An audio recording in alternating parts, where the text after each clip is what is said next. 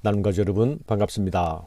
오늘 말씀은 이스라엘의 새로운 행진길에서 만난 첫 전투에서의 승리를 우리에게 들려줍니다.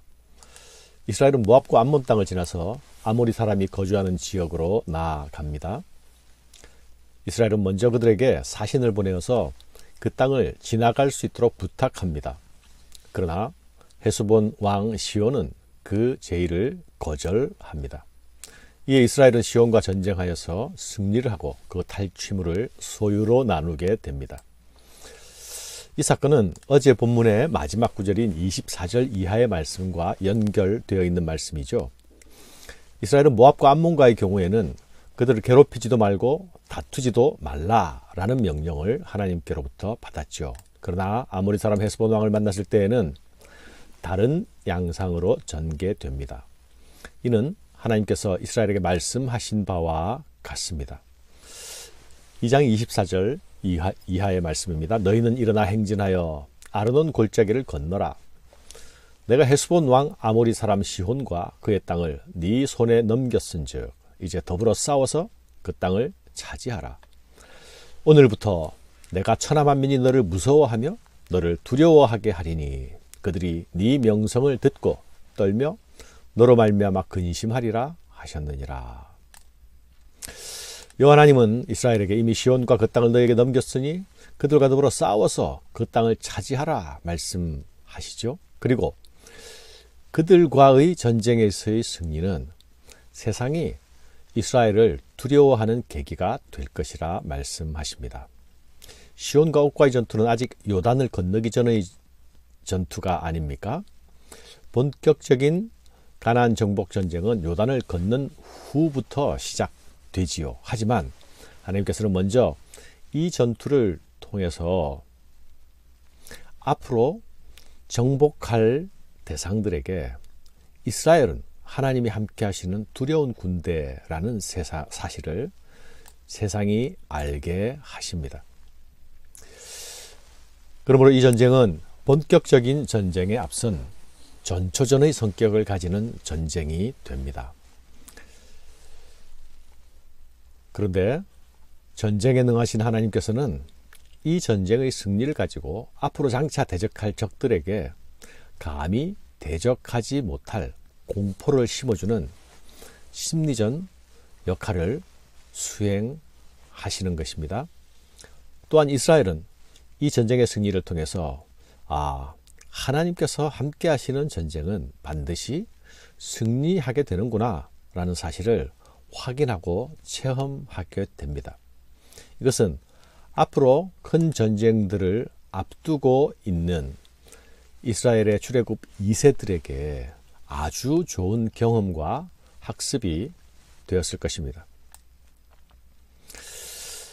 실은 이 아모리 사람들과의 전쟁 이전에 과거에 이스라엘이 아말렉과의 전투에서 패했던 경험을 가지고 있습니다. 그때는 하나님께서 허락하시지 않은 전쟁이었는데도 불구하고 꾸역꾸역 자기들끼리 나가다가 결국 패하게 됩니다. 그러나 이제 이 전쟁은 하나님께서 허락하시는 전쟁입니다. 하나님께서 그들과 더불어 싸워서 그 땅을 차지하라 명하셨습니다. 하나님께서 함께 하시는 전쟁, 하나님이 명령하신 전쟁은 반드시 승리한다 라는 사실을 광야에서 태어나고 자란 이스라엘의 신세대들이 이 전쟁을 통하여서 경험하고 학습하게 되는 것입니다. 그리고 이 전쟁의 승리는 앞으로 있게 될 승리의 행진을 예고하는 것이기도 합니다. 순종의 행진 이퀄 곧 승리의 행진이라는 공식을 이어가게 되는 것입니다. 그러나 여러분, 하나님이 허락하신 전쟁이란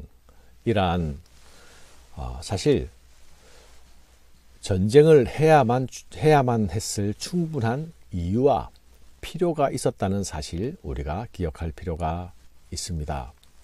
하나님이 허락하신 것이라고 남의 땅, 남의 것을 막무가내로 침입하고 약탈하는 무법한 침입자, 약탈자가 될 수는 없지 않습니까? 시혼이 망해야 할 이유를 유추해 볼 수 있는 말씀이 30절과 32절에 나타나죠.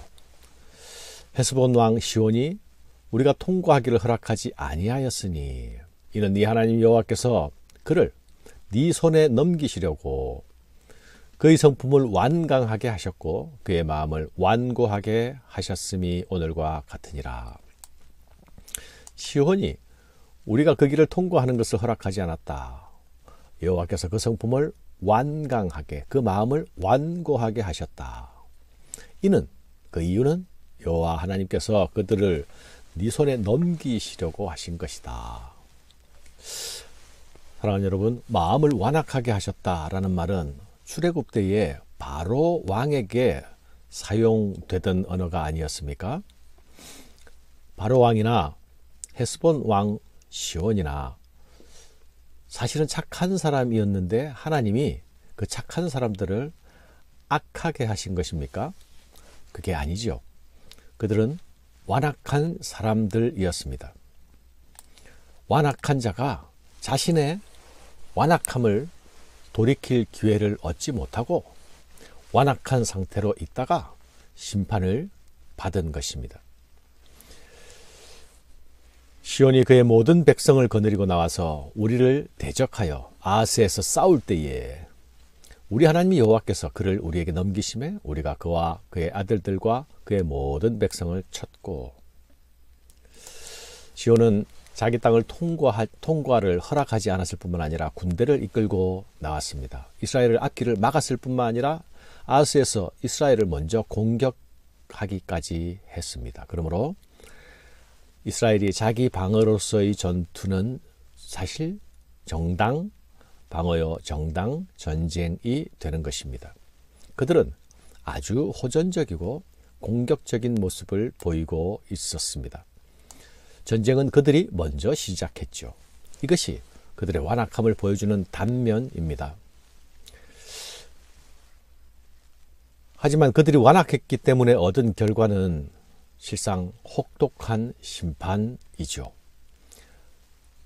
가나안 땅이 이스라엘이 약속의 땅으로 물려받아야 할 가나안 땅이 심판받아야 할 땅이었듯이 이 시혼 땅도 정복당해야만 할 이유를 가지고 있었던 것입니다. 이로 인해서 이스라엘은 요단 동편의 땅을 먼저 얻게 됩니다. 원래 약속에 없던 땅이었는데 덤으로 비옥한 땅을 가지게 되는 것이죠. 훗날 두 지파 반이 이 땅을 기업으로 받게 됩니다. 사랑하는 여러분, 여기에 순종하는 이스라엘과 완악함을 보이는 헤스본의 시혼이 대조되고 있지 않습니까?